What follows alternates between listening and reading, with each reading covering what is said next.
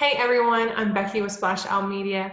How would you like to work smarter and not harder in 2020 and beyond?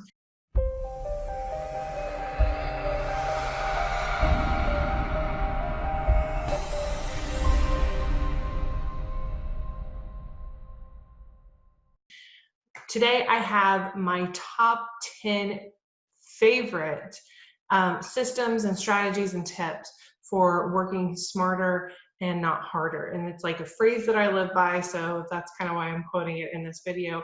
But let's jump in and get started because I fully believe in this. I think that people are kind of doing so many different things. They're stretching themselves too thin. So here's how you can really systemize your business so that you are enjoying the work that you're doing and you're not just running on empty all the time. Okay, so number one is block scheduling.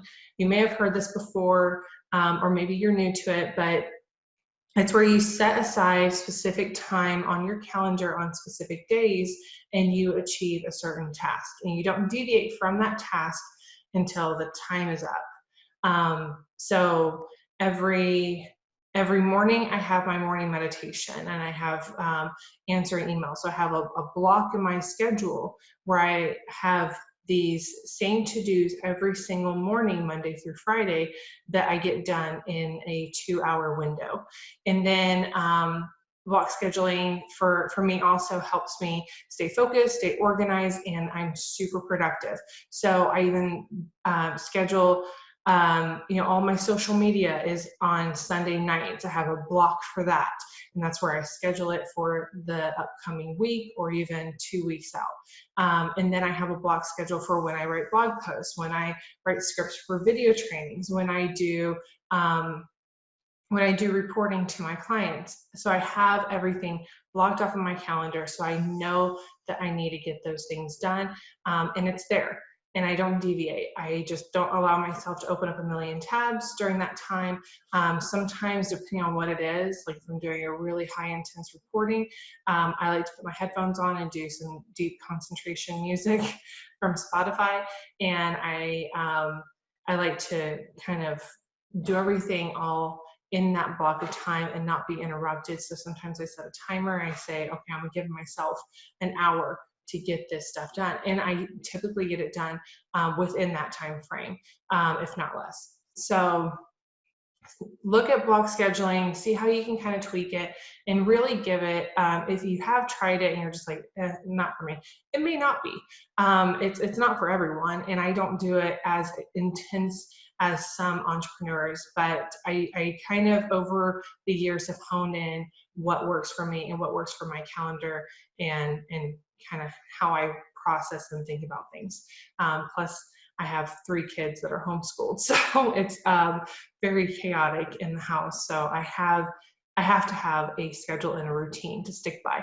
And that brings me to tip number 2, which is batch your content. So instead of making several videos over the same topic, make one video, which is what I'm doing here.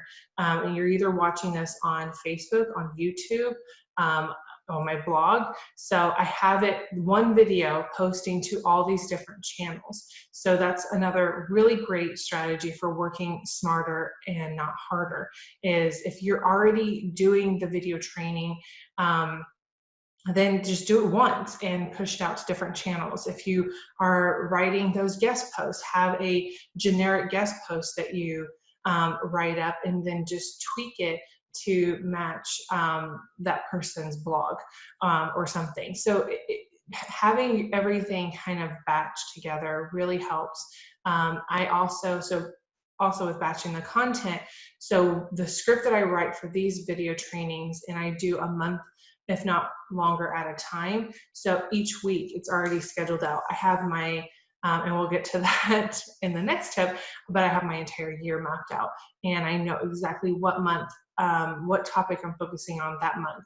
And so I know what my blog posts are gonna be. I know what my emails to my list are gonna be. I know what video trainings are already going live. And so I just really hone in on what I'm pushing out every single week, and I make sure that it is all relevant to the same topic that I speak about. I mean, because the script that I have for this, like the little notes that I took, that is being turned into a blog post. And then I have, a social media post going out when this goes live. So it all kind of rotates around the same, thought bubbles and the same process. So that's also what I mean by batching your content. Okay, so then tip number 3, which I gave you a little sneak peek at, was map out your year.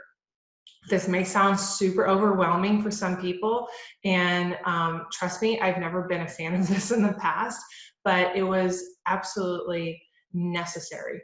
My business has grown in so many ways over 2019, so I really wanted to make an honest effort in 2020 to really hone in my strategy and really honestly focus on what I want to accomplish in 2020. And so one of the things that I wanted to sit down and do was I wanted to see my entire year at a glance. I wanted to know what content am I pushing out every single month. So I have a theme each month over the next 12 months. And then I just sat down and I mapped out 52 prompts. So that means one every single week. And just like I mentioned in the last tip, that means blog posts are already done. Videos, different, and I have like guest posts. I know exactly when I'm launching. So I've mapped out an entire year. Yeah, things are going to kind of tweak and adjust as the year goes through, and you need to kind of keep that wiggle room. But I have the entire year at a scope mapped out, and then I segmented into each quarter, and I organized myself on, okay, what are the must-haves for this quarter? What are the main goals? Okay, then let's build a system that feeds into that, and then that will also feed into future goals. So constantly moving and having everything mapped out, it kind of gave me this sense of relief, and it honestly took less than 2 hours to do. So I would say set aside that time, really hone in, and I used Google Sheets, and I just literally walked through the whole thing, and then I took those notes and I organized them because I'm a nerd with tools and stuff. And then I organized them into an actual calendar and into Google. I'm sorry, I said Google Sheets before. And I kind of just organized it to where it looked nice and I could see, the calendar. And then I split it up into different quarters, and then what each month within those quarters, what I was going to be focusing on. So it really didn't take that long, and it is just a huge weight off my shoulders. Okay, so number 5, utilize a system that works for you. So a lot of what I see that business owners, primarily people who are just starting out, they're in the first 3 years of their business, they don't have the system set in place. They also typically don't make enough money to hire that out, and they don't really know where to start. Maybe they're not tech savvy, whatever it looks like for you. So I recommend looking into Trello, Google Drive. Artful Agenda is a really good one. Another tool that I use to map out funnels, if that's something that you want to do in 2020, is Giru, which I will link everything that I use in the description. So when I first started out, I had a Trello board that was for my clients. And when I onboarded a client, I literally just copied that Trello board over, and then I just kind of updated it with their goals and everything that we went over during the strategy call. And then once I finish everything on their Trello board and have everything set up the way we talked about it being set up for their strategy, then I invite them to the Trello board. And then that's where we have our communication. Now I have grown to a way where I've kind of outgrown Trello in that sense. I still use it for my marketing strategy. I still use it for planning my entire marketing year and communications like that. My launch plans are on there with my team. So I definitely still use Trello, but I don't use it in the client scope anymore. But one of the things that my copywriter said is, she goes, "You are incredibly organized with systems. Like you have a system for everything. And I do. Onboarding clients, offboarding clients. I know exactly what's going to go into every single client's folder. So I make templates and then I share them. If you've seen my tiny offer, they're literally templates that I use or that I start out with, and then I can kind of tweak and adjust it depending on what the client needs. So I'm a huge fan of templates. So that's, their ad graphic, the copy. If my copywriter's busy, I can jump in and I can kind of know exactly where her strategy is and what she does.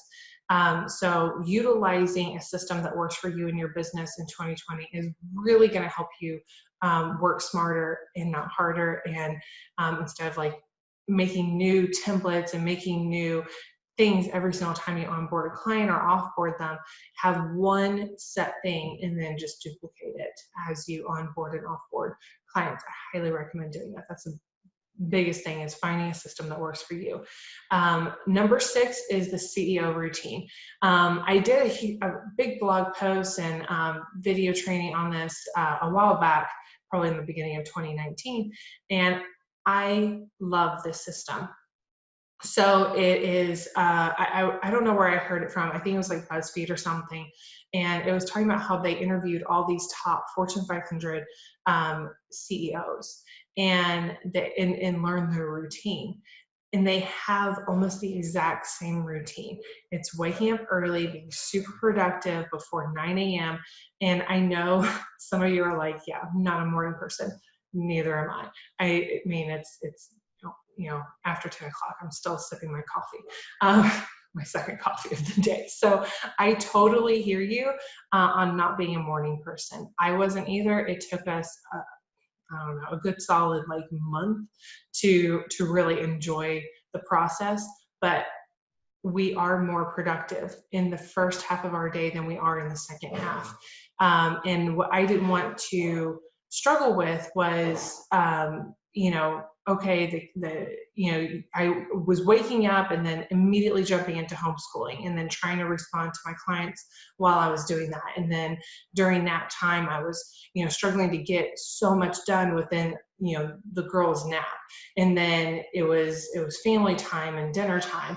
And then in the evening, it was putting them to bed and doing all the things for that. And then it was, then it became like this, it just became very overwhelming and stressful. And I was like, we need a better system, because by the time the kids are in bed and they're away, that's the time where I can actually sit down and work. I'm exhausted from the day and I don't have any energy to work. And so when we transition and we moved that time at night to in the morning, the house is absolutely quiet.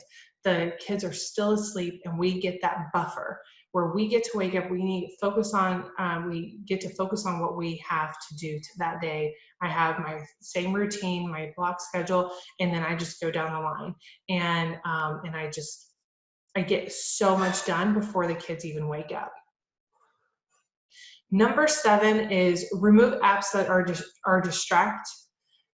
distract versus help. Okay, I'm going to say that again. Remove apps that distract you versus help you. Now, if you're posting to social media and you're doing it all and you're communicating with potential clients or students or what have you, then that's different than just scrolling, just to scroll and commenting in groups that you don't really care about people's opinions on. You just, it's there, so why not argue? Facebook is my thing. I removed the Facebook app from my phone. I was like, I don't need it. That's not where I communicate with people. I still had the Messenger app. Clients can still contact me.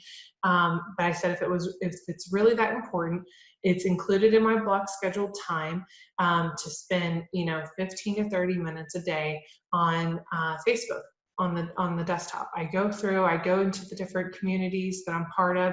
I answer things. If I want to share things for family and friends on my personal profile, then I upload images from my phone over Messenger to myself or my husband, and then I just push them over there. So that's kind of how I post, because I'm just like, well, if it's really that important, I better send it to myself to be able to promote it out. But if it's just, to share something just to share it, then, it's really not that impactful. So having those meaningful conversations is great. But if you're just using it as a way to distract yourself, just remove it from your phone. It's just taking away time and productivity from your family, from your business, and from yourself. Okay, tip number 8, stop being on call 24/7. I see this happening so many times with so many small business owners. They literally try to be present all the time. And it's exhausting when you're doing that. Trust me, I've been there. And it is exhausting when you're constantly, someone messages you or emails you at 10 o'clock at night. And it's so, you really want to respond, but you're trying to go to bed or whatever. Or you're watching a family movie, whatever it is. And it really doesn't need to be responded to right then. So setting specific business hours and communicating to your clients, this is when I will be responding to all forms of communication. They know when they'll be able to hear back from you. And it creates a boundary too that says you are not allowed to like impeach. You're not allowed to like just take over my life just because you paid for a package. I'm not at your beck and call 24/7. And that's true. Now, if we're doing a really high intense launch or whatever, yes, I put hours in the evenings and on weekends, and I take a little bit of time away from my family to do specific launches. But they know ahead of time. It's not where my phone is just attached to me all the time. And I'm just like, oh, I got to respond. I have to say the things. And it's like, that can wait. Most communications can actually wait. Is if you're not working with the clients that you absolutely love working with, then it's time for a change in your business. You don't have to say yes to everyone, and you don't have to say yes to giving up your entire life and all of your time to that person. So setting aside specific business hours and communicating that with your clients, saying, I respond to emails between this time and this time and this time and this time. Any other, and I check Facebook Messenger, at these times during the day, so they kind of know where you are. And I always ask my clients what their favorite form of communication is. Most of the time, it's Voxer or email. And so I just make sure that if they're Voxering me, if it's a client that I've worked with for a long time, I can usually just Vox with them while I'm bathing the kids, and that it doesn't happen all the time, but it happens every now and then. And they kind of get it because they're moms too. So it really just depends on what that relationship looks like for you and your clients. But getting specific business hours for your business is absolutely key, because a lot of people think that, well, you work from home, so you should be available 24/7, or you, own a business, so you should be open 9 to 5. And a lot of us started businesses because we're moving away from that. We're moving out of the whole corporate American 9 to 5 grind. So if whatever business hours look like to you, it can even be, I won't respond until after 7 p.m. I don't know, whatever works for your business, which brings me to tip number 9. Put your blinders on, and different blinder than what I was just talking about, but same kind of concept. Is we all get so distracted with what someone else is doing in their business, and oh, look, they were successful because they did this, specific strategy. I should do that too. Let me copy it. And then it doesn't work. And then you are frustrated and exhausted. And then you're like, okay, but wait, that person's doing something else. Let me change everything and do that strategy, and maybe it'll work for me. So you're working so hard, and you're not staying focused on your main goals. So when you're talking about your goals and ambitions, and what you want to accomplish in 2020 and how you want to get there, and setting up those systems, keep those blinders on and don't get distracted by all of these different things going on. I even started, because I would get super distracted by tools and by course programs that I really wanted to be part of. But I realized, like, I was investing in these things, I didn't have time to dedicate to learning. I didn't have time to sit there and go through the course material within that amount of time that would have been valuable to me, because I was already busy doing something else. I just wasn't ready, and that's okay to not be ready for a course or a program or hiring a coach. And it's okay to not be ready to invest in a tool that you really want. But I do have a list of different tools that I'm looking at, and then whenever I get to that certain stage of my business, if they come on sale or what have you, then and I get that time to actually dive in, because I nerd out on that stuff, then I indulge and I get in there.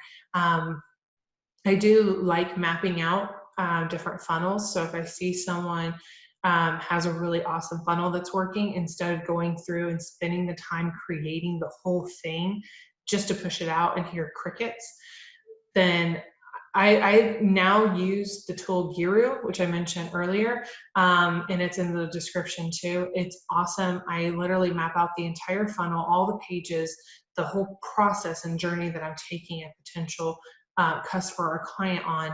And then I even put the conversions, and they ask for all the numbers and everything, which I love. And then I go to simulate, and it will tell me if it's profitable.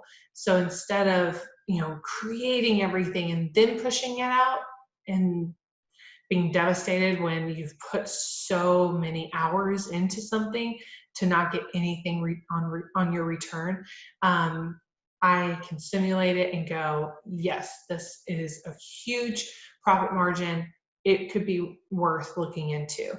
Another thing that I notice is people, instead of pivoting in their business, they see that something's not working, and they shut the whole thing down and they start new, and they shut the whole thing down and they start over. Like, you're making too much work for yourself. If you've created something, you believe that it's helpful and beneficial, you've heard in groups that yes, this is going to bring value to your ideal customer, then don't shut it down.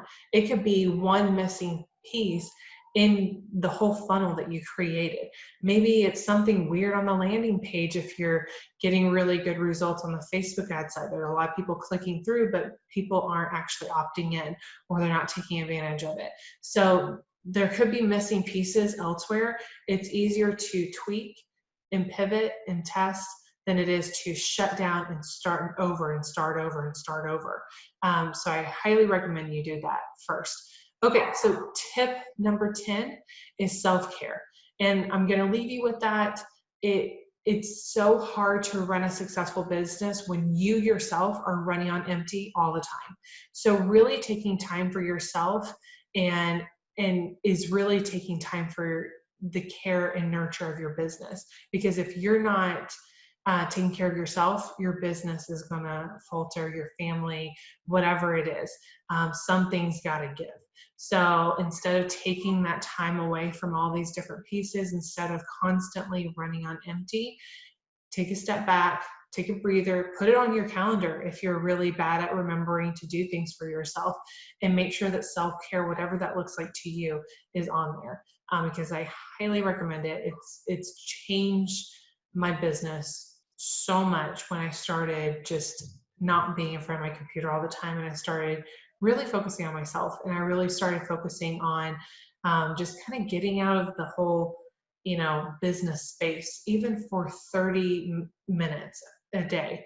It has helped kind of it's honestly helped productivity and helped me gain a higher respect for myself and my business. But it's absolutely necessary.